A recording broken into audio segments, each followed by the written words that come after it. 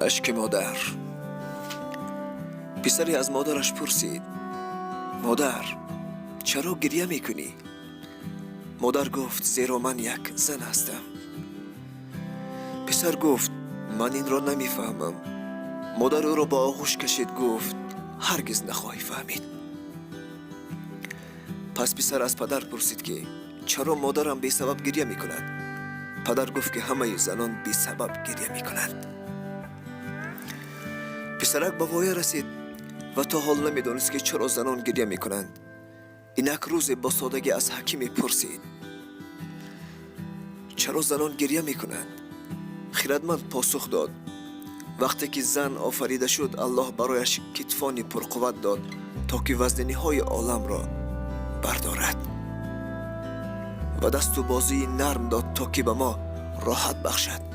برایش قوه داخلی داد برای برداشت تولد کودک و برای برداشت کردن آن لحظه ای که او را ترک می کنند بعدی به وای رسیدن. برایش صلابت و محکمی بخشید که مشکلی های خانواده و نزدیکان را پس سر کند و همیشه غمخوار ایشان باشد. و برایش محبت فرزندانش را داده است که خاتمه نمی یابد و دیگرگون نمی شود، حتی اگر فرزندان سبب درد و علم هایش شوند هم. محبت شوهرش را عطا کرده است تا که در خدمت او باشد و رفتارهای ناخوشایند او را فراموش سازد. حکمتی برایش داد تا خانواده را تنظیم کند. و اخیراً اشک را برایش داد تا که آن را بریزد تا وزن نهایی آن همه مسئولیت را افکند و راه خود را ادامه دهد. این همان یگانه نقطه ضعف اوست. برای همین اگر او را دیدی که اشک میریزد، برایش بگو: مادر جان، تو را دوست می‌دارم و همه آن کار و تلاش تو را قدر می‌کنم. اگر چنده گریه خود را ادامه می‌دهد، لیکن احساس راحت خواهد کرد. چقدر بزرگ است مادر. دوست دارید مادران خود را و احترامشان کنید.